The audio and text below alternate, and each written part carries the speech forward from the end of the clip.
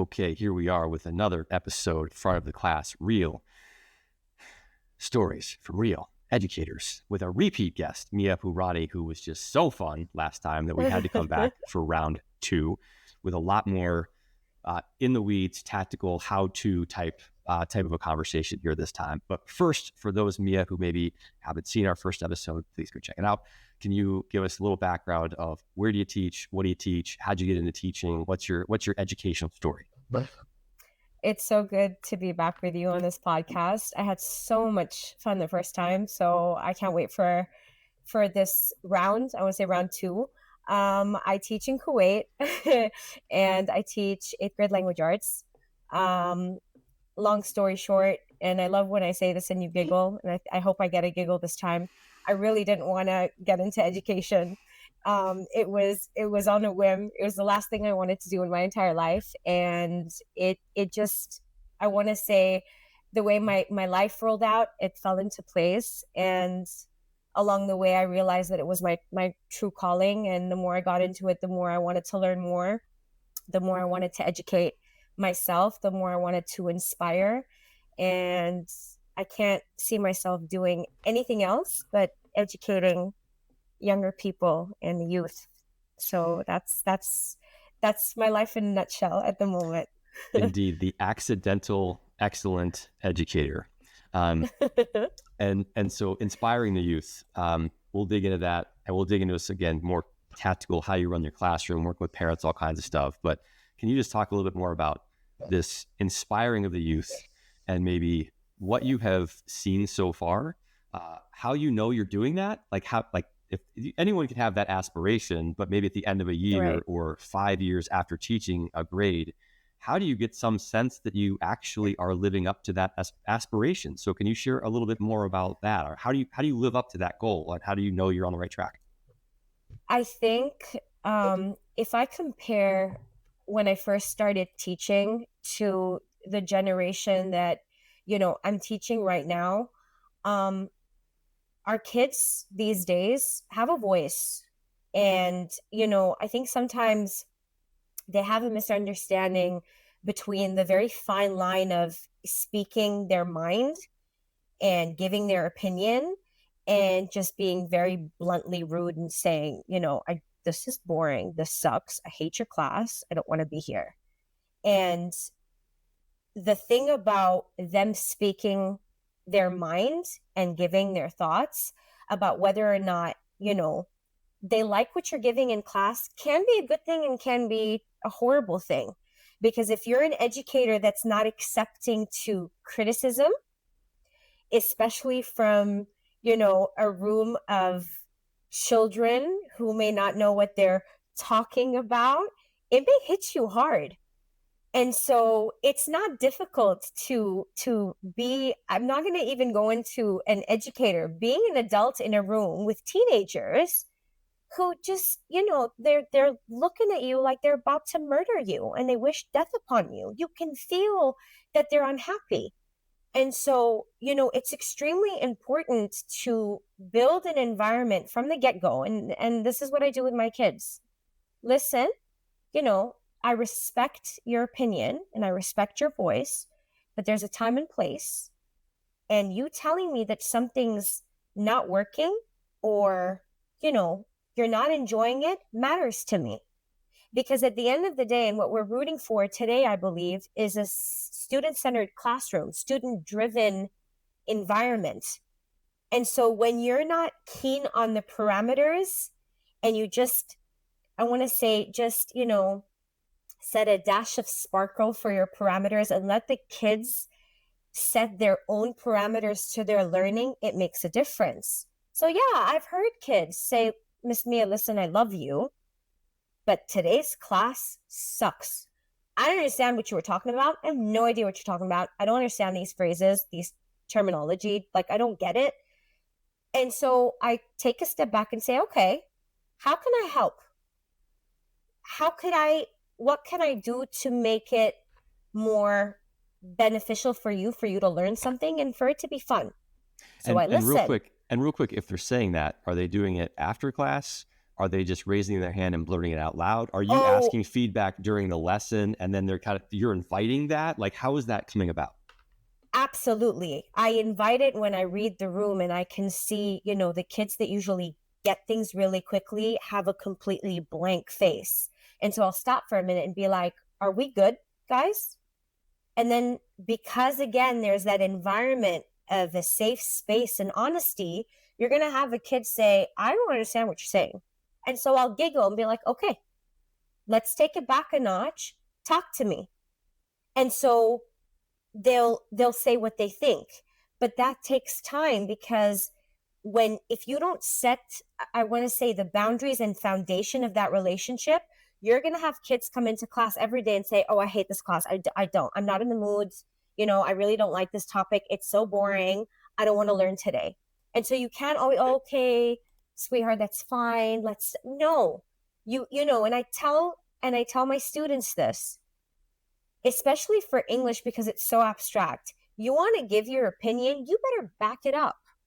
You better have a valid reason to shut me up and say, listen, Miss Miya, I don't get it because.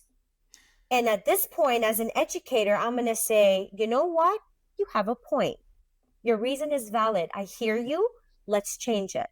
Any examples of that? So like I would love to get in even the weeds of this. So for example, let's just say you've invited some of this in your day one, first week, like you want to be a good back and forth with your students. Right. They're maybe wondering, do I believe you or not? Right? Right. Or what does that really mean? And then maybe on day 10, a student just says like, Miss Miya, like this is boring. Like this isn't fun. Like this is not a good class. I want you to stop teaching this way. Like, how do you then do you then stop with like, okay, I hear you. And what is your reason? Like how do you then foster taking that and taking it to somewhere productive? Because that as alone as a statement, like you said, like that's not really useful. Like, this is boring, Miss Miya. So how do you take that somewhere productive with a because and show them you can have a complaint, but that's not good enough. I need some why. I need some like, are you not understanding the theme of this? Like how do you take that to that next level?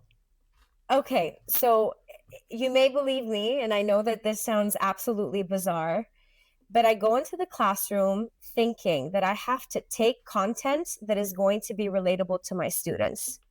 And students at the age of 13, 14, I'm going to give you the unit that some of them dread, and that's poetry. Oh my God, when I say, hey guys, it's poetry month. Oh, no, emotions, my feelings, ew, I'm going to gag. I'm like, hold up. It doesn't have to all be lovey-dovey and you talking about rainbows and butterflies. And so when I initiated Poetry Month, I went in with a poem from Tupac. And The Rose That Grew from Concrete. And I went in, I'm like, hey, have you guys heard of Tupac? Something like, yeah, oh my God, Tupac. I'm like, cool. What do you guys know about Tupac? Wasn't he like a rapper? And, they shot him and he was part of a gang and gang. I'm like, all right, cool, awesome. But do you know where rap comes from? And so I brought something relatable to them. And we read it and they're like, seriously? Like, this is the poem's 4 lines, Miss Miya. I'm like, oh, I know. It doesn't have to be a freaking essay of stanzas of you telling me your feelings. But there's a message behind it. What's the message? What do you understand from the poem? Mm-hmm. And think about this man. Think about where he comes from, who he is, what he relates to, who is identity. What is identity all about? And then they start to go into their feelings. Now, you're going to have kids, you're going to be like, I don't feel anything. All right. What are you passionate about? Nothing. What do you do in your free time? Nothing. You have those kids, right? And so the challenge there is trying to make them understand that like I have a kid. I kid you not. If I were to hum, he'll fall asleep. Not because, and he said to me, he goes, Miss Miya, I love you. Your classroom is not boring. Okay. But I can sleep anywhere at any time. And so with this, I kid you not. So me and him had to come up with an understanding. Like, listen, bud, if I sing you a lullaby, are you going to fall asleep? And you're like, and I said, you know what? Write me a lullaby. And he goes, excuse me? I said, write me a lullaby, create a lullaby. I'm Spencer, I'm not even joking. He goes, are you for real? I said, if you write me a lullaby with literary devices in there, you can sleep. And he thought I'm like, I'm not joking. Seriously, write me a lullaby. And so we did. And he went all out and he had like a standing ovation and the kids went crazy for him. But you need to find what moves them. So have I, with kids telling me, it's not so much boring as much as it is, I don't understand. And that's where your leveling comes in. That's where you have to cater to your different levels in the classroom and your different learning styles in the classroom. And you really need to give time to understand your students. So I always go into class with ammunition and a backup plan, because I don't want to go in with, they've found love for Edgar Allan Poe because I've told them he's one of my favorite writers of all time. Really? He's so old. You're nearly as old as him, Miss Mia. And I'm like, oh my God, calm down, please. Calm down. Close, my actually. Feelings are not even close. But you need to find the little loophole of a passion that's gonna get to them, where you can reach them. And I haven't had a kid come say this is boring. I have had a kid say, I don't understand. Okay, let's break that down for you. Some kids will say, listen, this is really cool, but I want more. Like, I feel that I could get this done in 5 minutes. Awesome. So then you have kids that you need to challenge. And that's where the letting kids set parameters comes in. And I've learned that the hard way. I've learned that after 5-6 years of education. But when you put parameters in the students' hands, magic happens. So two quick questions. Magic happens. Two quick questions. How did you, when you introduced Edgar Allan Poe, he's one of your favorites, and you're met with resistance? So old, so boring. Why? How did you make Edgar Allan Poe interesting? I legit said he's a psycho. And they go, I'm not even joking. I'm like, I love him because he's a psycho. He's crazy. And they go, what?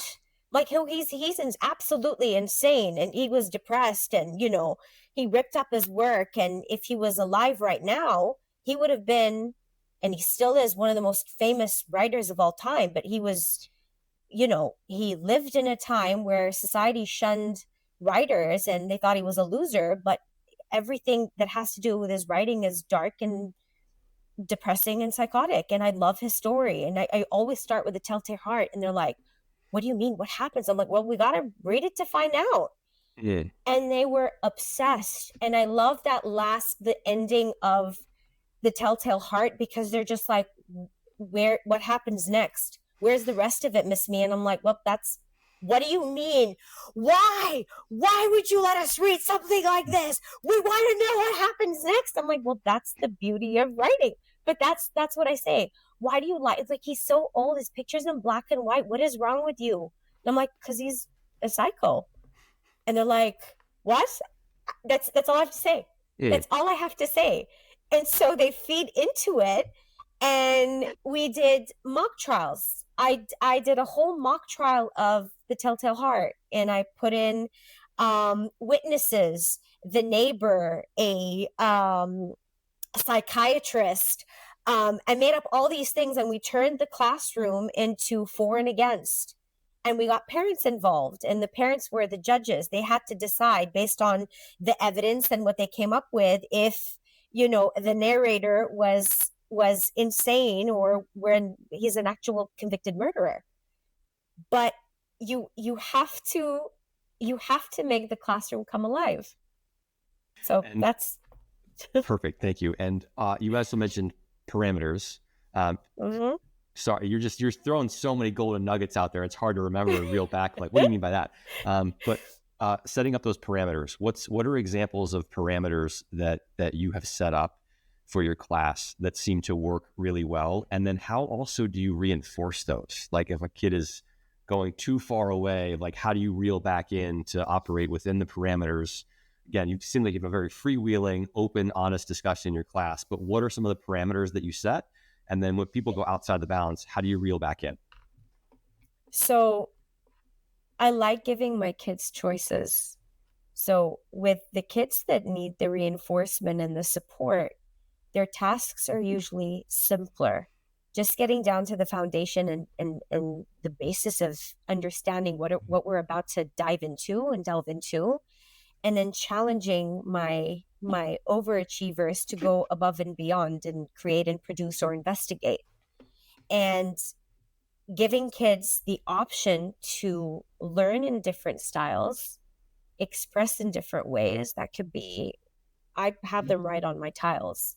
So my tiles, my classroom is filled with tiles. They take board markers and they go ahead and they write their observations and their opinions, and then I give them time to go and comment on one another after they've finished their task. You have your online platforms. You have people that like to animate and draw.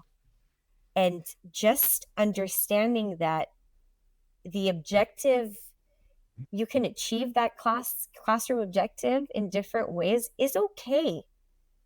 It's going to be different and you're going to have different input, but that's not always a bad thing. And having them reel in, sometimes I don't, Spencer, because sometimes they go that extra mile and they come up with information that I didn't ask of. And so they'll come in and be like, hey, guess what I found? Did you know that this happened? I'm like, no, I didn't. Oh yeah, I was checking this out and I found that. And I think that's so interesting. Well, go ahead and write it down. Add it on to what you found. And so that allows for discussion between them because it's so hard. One of the things I find so challenging now is for the kids to be open enough to discuss with one another and to think that what they're saying is valid and it matters and to be heard. And when you do things, it's not you have 15 minutes to read this, essay and or this story and tell me what you think. No one's going to want to do that. I don't want to do that. I don't want to do that. I don't learn that way. So just giving them options, choices. Hey, here's your choice board. You have 8 options.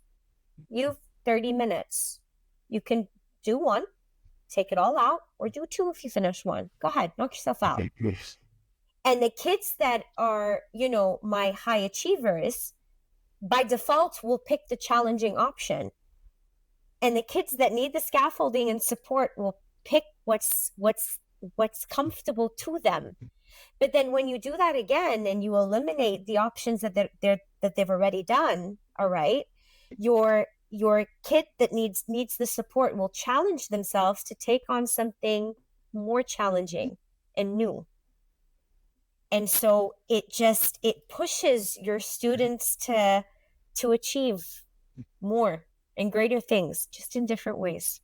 That's what I mean by having them set the parameters. Yeah. One idea that just hit me as you're saying, this student went out and researched more, or did you know this, Miss Miya, as a game? I don't know if you're playing this or if maybe this is a bad idea, or maybe this is a bad idea, but like, I can see how you could make a game of like, can you stump Miss Miya? Right. And you're like, all right, we're going to talk about Edgar Allan Poe. He's my favorite. Here's why I like him. We're going to go through this one.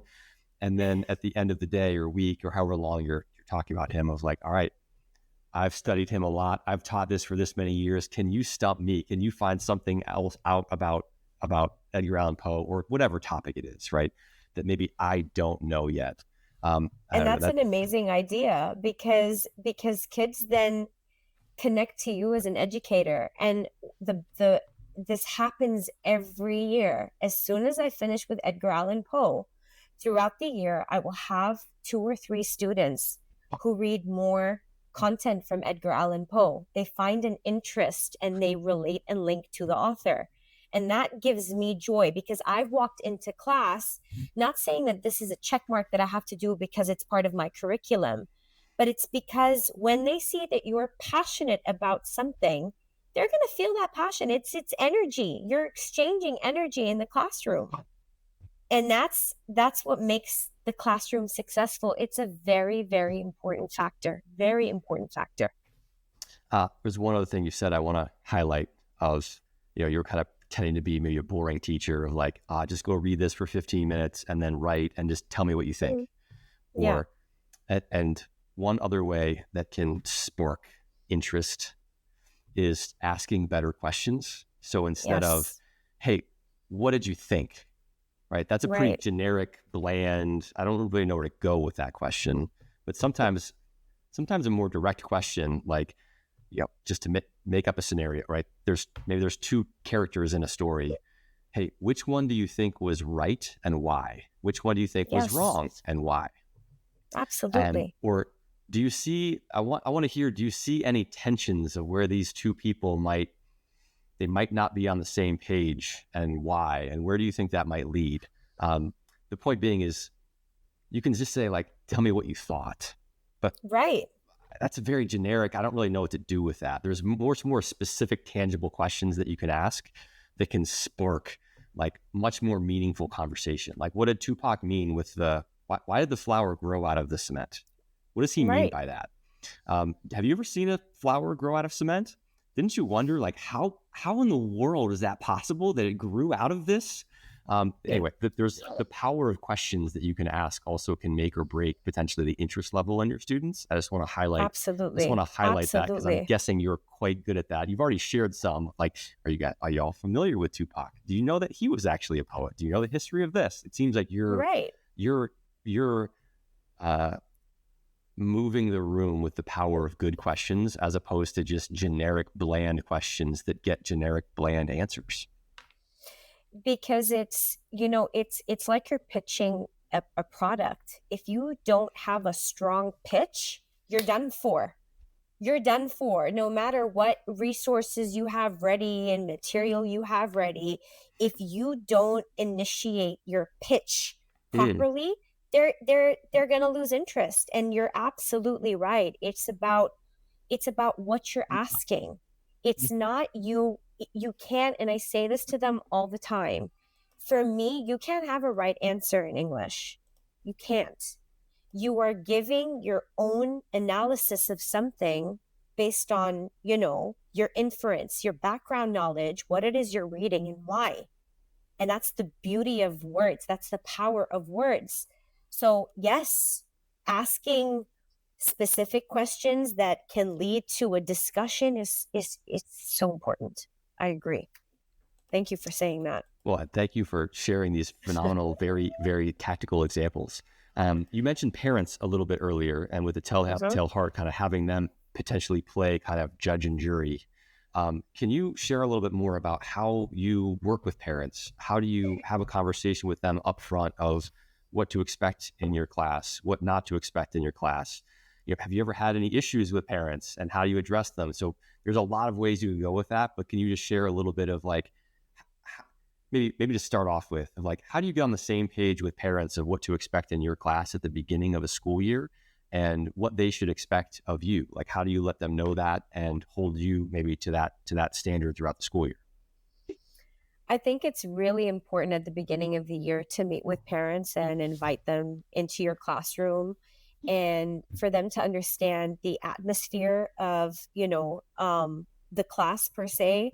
With me, the reaction is always the same. They always walk in bewildered and, they're kind of confused because I have flexible seatings. So I have couches and bean bags, and I think I have three single tables. I don't do desks. It's not my thing. But flexible seating works with my with my kids. I have kids that sit on the floor. I have bean tables. So they come in and they're like, "You have sofas." And I said, "Yes, have a seat. Let's talk." They're like, what is happening right now? And so I start the conversation with, I understand that you want your son and daughter to get an A. That's not going to happen the first 2 weeks of school. And they're like, what? I'm like, yeah, I'm sorry. It's just not going to happen. It may happen, but it probably won't. And that's okay. And you need to understand that that's okay. You need to trust that your child is going through a process of learning. And that's going to take time and effort and support from you and from me. And if I don't have your trust, it's not going to work, because you badgering your kid at home, you got an 85, why don't you get a 90 when your kid started off the year with a 75? That for me is a breakthrough. That for me is you having to say, bravo, I'm extremely proud of you. You're going to get that A eventually, because it's not magic and we're not selling, coffee and having a market of A's. It doesn't work that way. And that's not how I run. That's not how I work. And I, especially with 8th grade, it's that fundamental transitional period into high school. And if your child doesn't have the skill sets they require to make it in high school, that's more important to me than a grade. So parents leave class with that understanding of my philosophy, and they get it. And I tell them, email or call at any time, any day. And I have so many teachers that say, I can't believe you check your emails after 3 p.m. I'm guilty. Yes, I am guilty. Because when I have a parent who's concerned and needs that support from me, I'm not supposed to do it. Yes, granted, but I do. Because parents work until 5, 6 p.m. They're not done at 3. They come home to a house full of kids and they're trying their best to follow up on their child. And I appreciate that. And an email is going to take me 10 seconds. It's not a catastrophe and the end of the world if I respond to an email that's only going to take 10 seconds of my time. And because I'm extremely personal and I like to personalize my relationships with parents, I will always, even after that email, the next day I'm at school, I will pick up that phone and be like, hey, how's it going? Talk to me. What are you worried about? Let's work it through. And thank goodness I've never had a single issue with a parent. I've had parents that have cried. I've had parents that have called and said, why did my kid get this grade? And I'd explain, first of all, what's going on at home? Is he tired? Is she tired? Are they sleeping well? Are they stressed? Are there other assignments going on? Yes. Okay. But I want you to know something, that your child is doing the best that they can.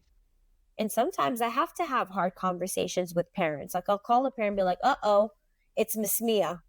Hi, how are you? How's it going? Listen, I'm worried about him. I need him to pick up the slack. He's not listening to me. And I need you to do a pull a mama move or a dad move and say, hey, we need to talk. Is that an actual conversation that you have had with a parent, kind of in that joking style? And then what happened as a result? Absolutely, because they know and they appreciate. The conversation ends with, thank you for caring about my kid. Thank you for calling me and not waiting for my child to fail to tell me, hey, what happened? Your kid's failing. I don't wait for the kid to fail. When I see a change in behavior or a flop in grades, I pick up the phone. What's going on? Oh, he's been busy or she's been busy with friends, extracurricular activity. Wonderful. But you better sit your kid down over the dinner table and say, hey, Miss Mia gave me a call today. She's worried about you. And before I do that, I don't tell the kid, oh, I'm calling home today. You better watch out when you get. No, I'll have that one-on-one conversation. Like, hey, are you good? What's going on? You're not performing like you usually do. Should I be concerned? Is there something I need to know? Are you having a hard time in class with the content? Are you tired?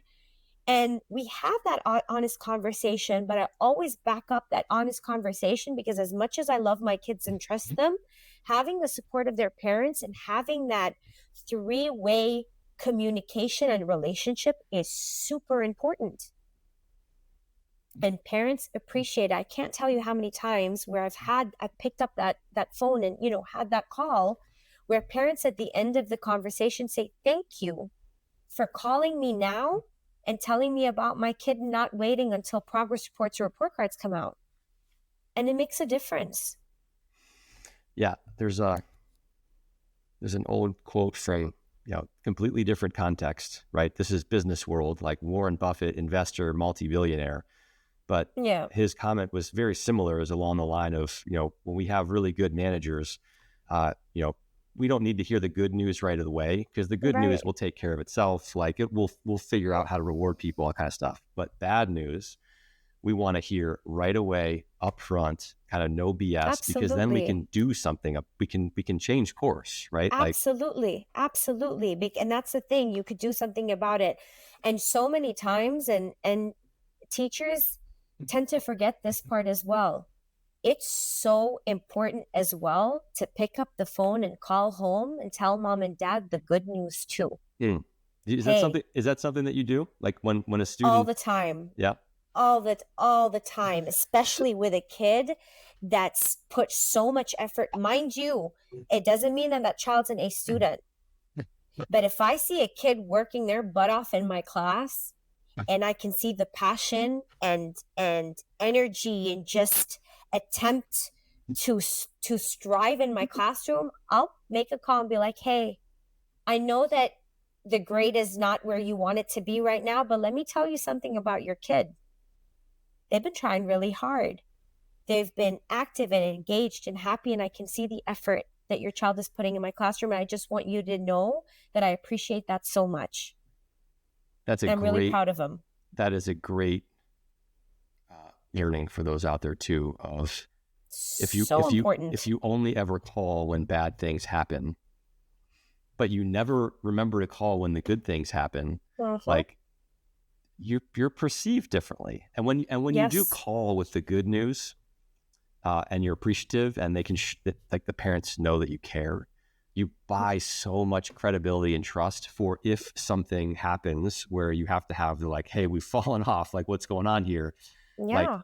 they know you're not just playing bad cop all the time. You're playing good cop, bad cop. You're just looking out for the best interest, and you buy yourself a ton of trust when you're also just showing appreciation to the parents when the child is really making progress over and above whatever they started out with. So Right. news to folks, right? Don't just call when something bad happens. Call when Uh-uh. something good happens too. No, no, and I'm telling you, we tend to forget that. I don't know why we're under the impression that if we're making a call home, it's oh no, I have to give parents bad news. Why? Parents want to hear. I've had so many parents legitimately cry over the phone from that 2-minute conversation and with a thank you, because they also realize that their kid is putting the effort. They're trying to support the kid at home, and hearing it from you, where you're with that child every day, where you're with that learner every day, it goes a long way. It does go a long way. And that same child may fluctuate. It's they're teenagers, they're children, and sometimes you have kids that are not consistent, but it's your job to also say, hey, your kid's doing a good job, I'm really proud of him, and you should be too, Yeah, because that's parents need to hear that sometimes. It's 100%. important. Yes, and the kids do too, right? The kids need to Absolutely. that Absolutely. validation that I see you, Right. I see you working hard. They need that Right. validation sometimes, that the the effort that maybe they think they're putting in is seen, it's noticed. Right. Right. You mentioned earlier one comment around maybe other teachers hear that you are looking at email after 3 p.m. and wonder, why are you doing that? Um, Hmm. can you maybe share a little bit of, obviously what they do works for them, what you do works for you, right? Like what Right. works for one person doesn't always work for another person. Like you got to be authentic to yourself. And at the same time, when you see something that just works so well for you and others don't do it, how do you interact with other teachers, or how do you, when someone says like, why are you checking your email after 3 o'clock? Is part of you like, well, why don't you? Because this works really well for me. Don't you see how my classes run? Great grades, great attitude, great progress at the end of the year. Like I've got parents who maybe cry because I'm calling them at 6 p.m. when they're finally home from work because they're not available before 3, about the progress their Right. kids are making.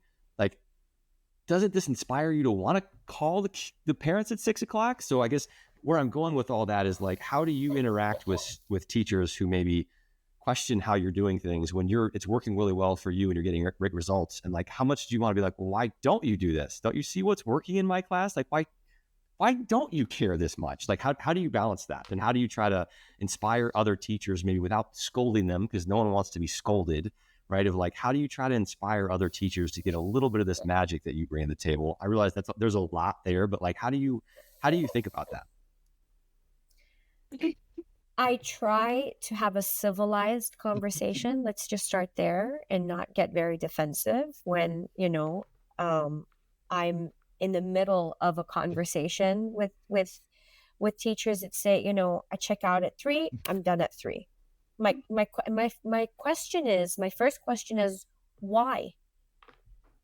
It's been a long day. Okay. Understandable. Teaching is a career. And I said this, and we had this conversation before, Spencer. For me, being a teacher, being an educator is as important as being a doctor. It doesn't end. Having a 7 to 3 job is one thing, and having a 7 to 3 job that requires you to look at the bigger picture, and the fact that you are in a career that is demanding of you, and there's that unspoken rule of you needing to maybe work after hours, is something else. Because at the end of the day, and I say this, I say, put yourself in that parent's shoes for 1 second. And mind you, usually the parents are very apologetic. I'm so sorry that I'm emailing you at this time, but I just got off work, or I couldn't contact you earlier, or call the school to have a conversation with you. But I'm a little bit concerned because so-and-so. I said, if you were that parent and that was your child, and you were trying to reach out to the teacher, the person that they know is going to give them some sort of insight and impact that is going to calm them down, that is going to reassure them that there's a solution, how'd that make you feel? And I pretend like I'm in a classroom with little kids, and I use the same skills and techniques that I would with a child. And then I get silence. Said, how much time is it going to take out of your day to sit there and respond to this parent? And your email could be extremely generalized and say, thank you for reaching out. When I have a minute tomorrow, I will make sure to give you a call and we can discuss this further. That in itself, that one sentence, will bring peace to a parent. And that's what I say. I say, it's not just about you. This isn't about you. This is about a child that you are inspiring and teaching to be a better human being in the world, which is, that doesn't really look well when this is how you act and react. And they're parents that put trust in you, where they know that they see you more than they see their own child throughout the 7 hours a day. That's what I say. And I say, and then I'm getting this sentence. I get paid to work until 3. It's like you're grabbing a knife and stabbing it right in my heart. Okay, granted, if this is what you're looking for, and maybe being a teacher is not the best paid job, you're in the wrong career, bud.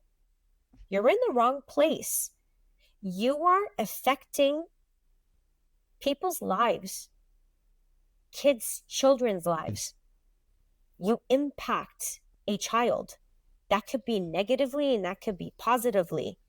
And you not responding to this email, and mind you, and I'm not saying that it's urgent, it's not urgent, but being kind enough, and we teach empathy. It's what we teach at school, to be empathetic. If you're not setting that example, starting with yourself, then I don't think education is for you. And I've said that a lot.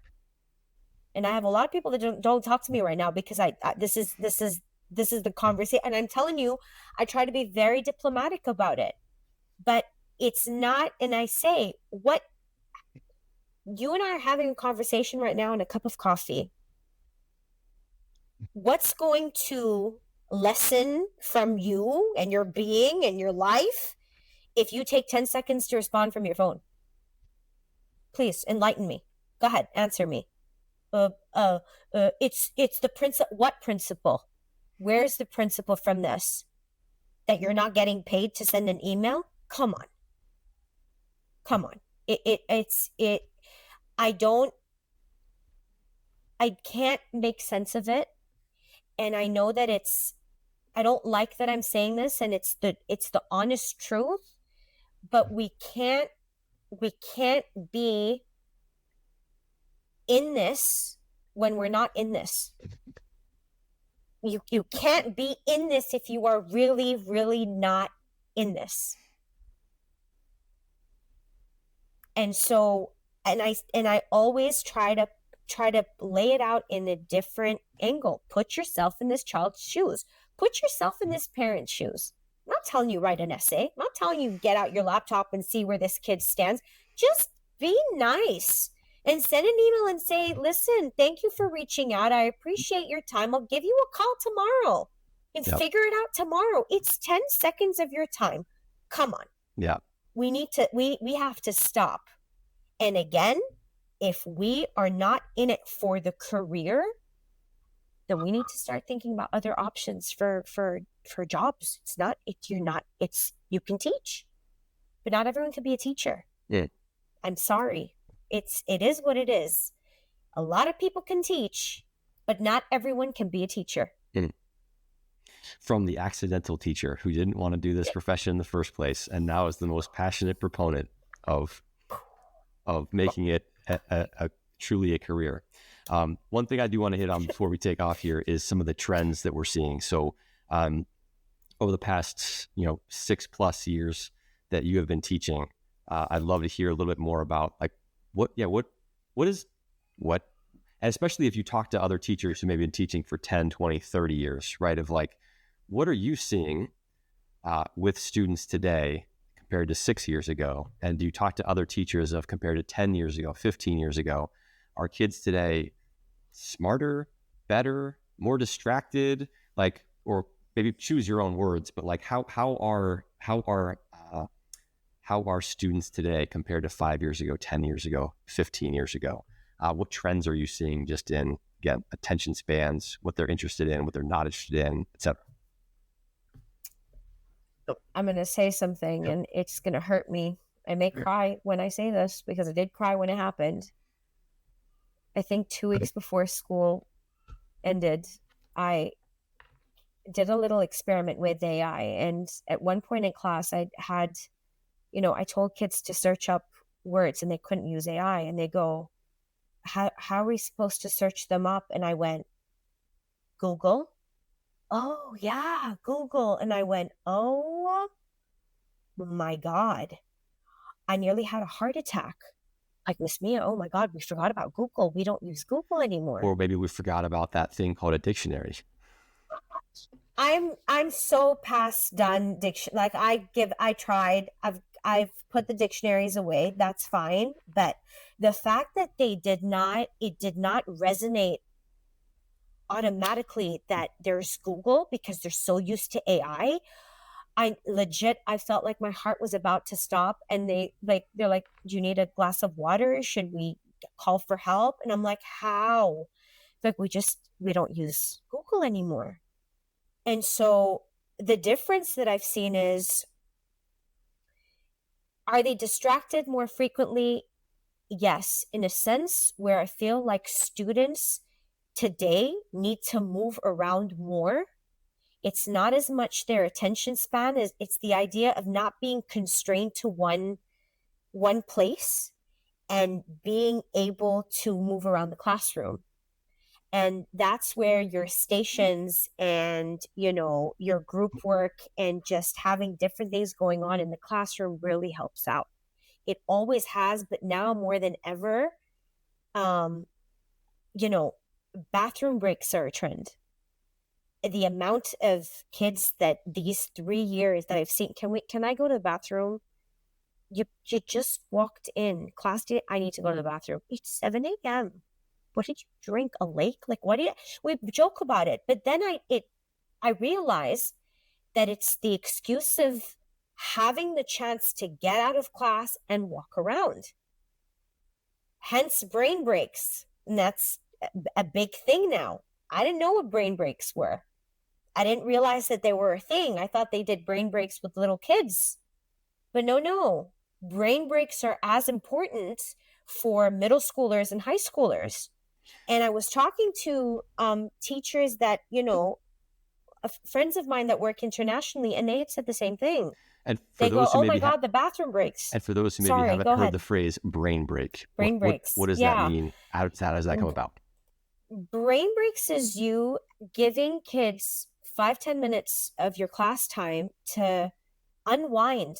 That could be breathing exercises. That could be putting a puzzle together, playing chess, doing a crossword puzzle, just walking around, coloring a mandala, just different ways to have their brain unwind, listening to music, just chilling out for a minute, focusing on their breathing, because their wellness is extremely important, and they need to feel like they can breathe and be in their element for a minute to then continue on with what your lesson is about. It's super important, and it's super effective. It's very effective with kids today. There's a So as I you say suggest. that, yeah, as you say that, I'm reminded of a movie with Tom Cruise and Jamie Foxx called Collateral, and Jamie Foxx, the cab driver, and under the visor of his car, he's got this like postcard of like a beach with like palm trees, and like there's someone's in his cab yelling, arguing, telling him something, and he just like pops that open, looks at it, like pops it back. And so it's his vacation, and he's talking to somebody about it. He's like, oh, I go on vacation 12, 13 times a day. And that's, I guess, before that term brain break, like that was his version. Right. All it took was like, I just need to look at this beautiful picture of a beach and palm trees and sand and water. And all of a sudden, like, I just need a minute. It's when kids just need a minute, and you need to give them that minute, especially if they're sitting in classrooms for 70-minute blocks or 60-minute blocks or 90-minute blocks. It's a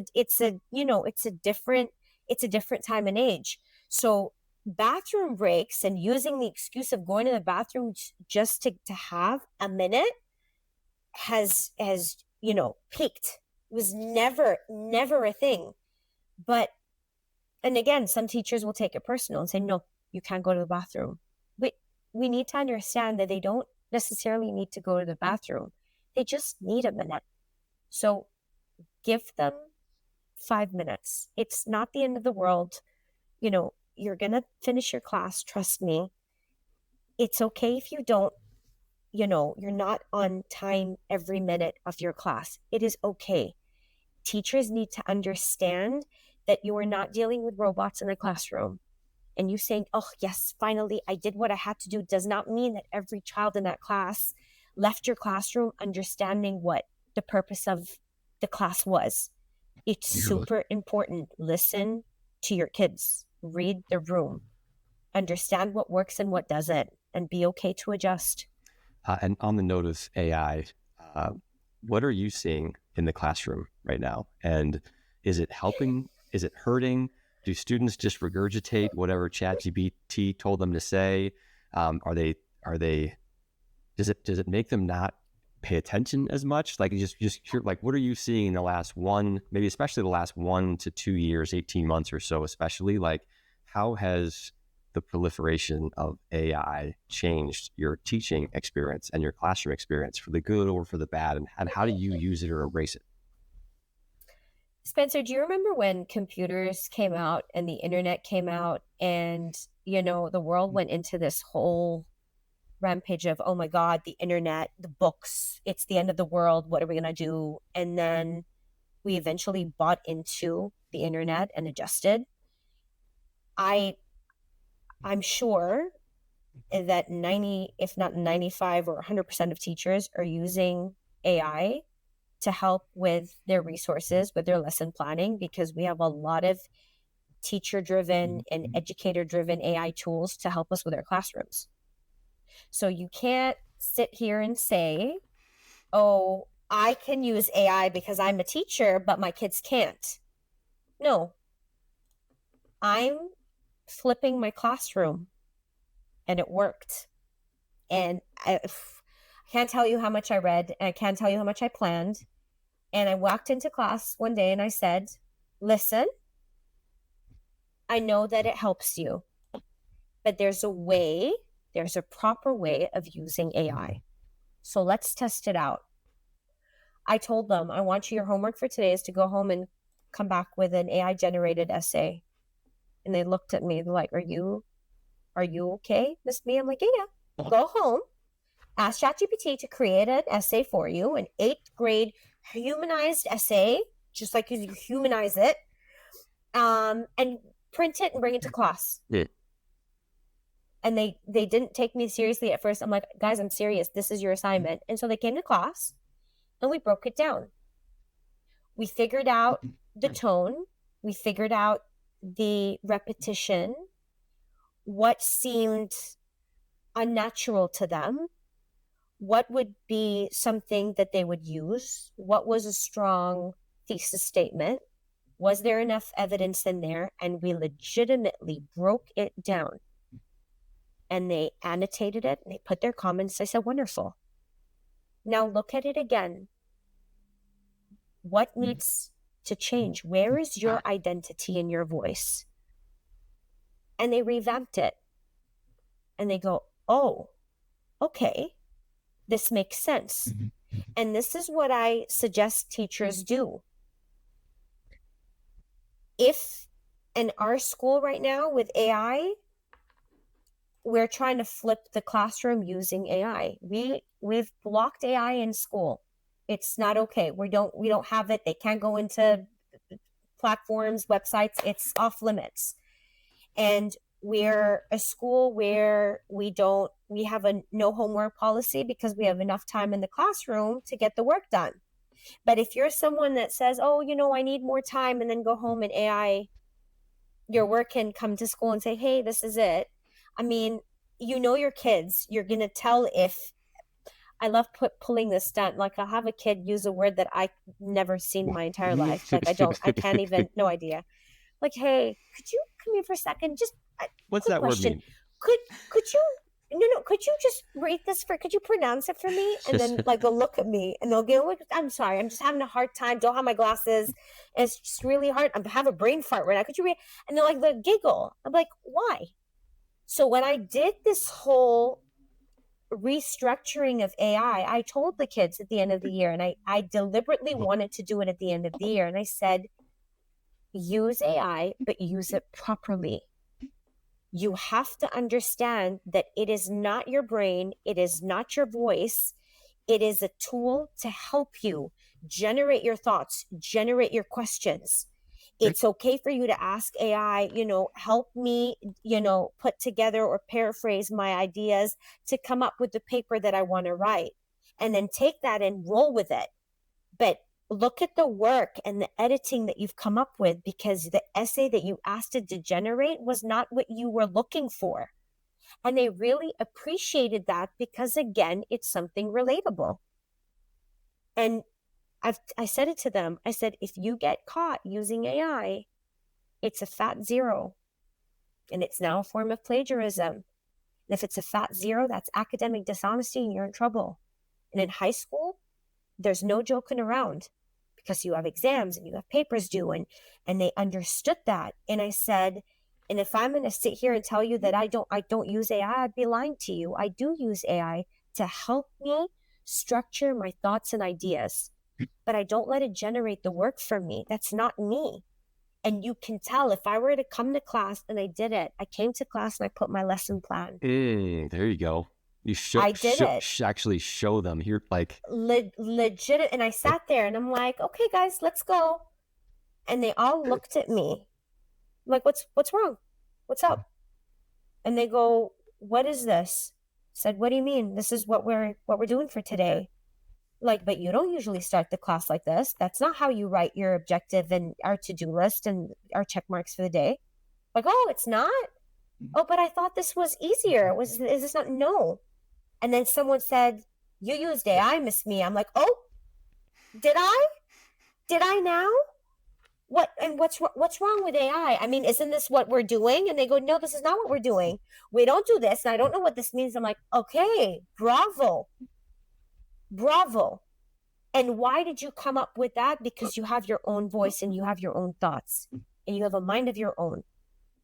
It is a tool. Use it right. And I'm happy that I ended the year with that because it clicked. And they took skills and techniques that they could use properly for AI. And I suggest that teachers flip their classroom if they're in an organization or a school that's allowing AI in the classroom. So it could be extremely hurtful, but it could also be useful if it's taught to be used correctly. Thank you for sharing that. That's a really interesting example I never thought about, of have AI generate your lesson plan tomorrow, go do it as it would do it, and then have the students kind of call BS, right? Like this isn't what your classroom is like. Yeah. That's a really interesting way of showcasing the limits that it has and the lack of maybe authenticity, right? Because it's not, like you said, it's not your class anymore. This is a generic AI. Anybody could do this version. It's not you. It's not your class. It doesn't get the best out of them. So that's a really insightful, maybe high risk if you're a teacher who doesn't have a very authentic style like you do, but there's a very interesting way of approaching it given your authentic, very unique style. Well, Miya, this was fantastic, wide-ranging, much more tactical, hands-on. How do you do this? Wait, a student said that? How did you react to that? Type of a conversation. So thank you again so much for sharing all of your wide-ranging experiences in the classroom. Miya, the accidental but extraordinarily passionate educator. Thanks so much for joining us for round two. Appreciate it. Thank you so much. This was awesome.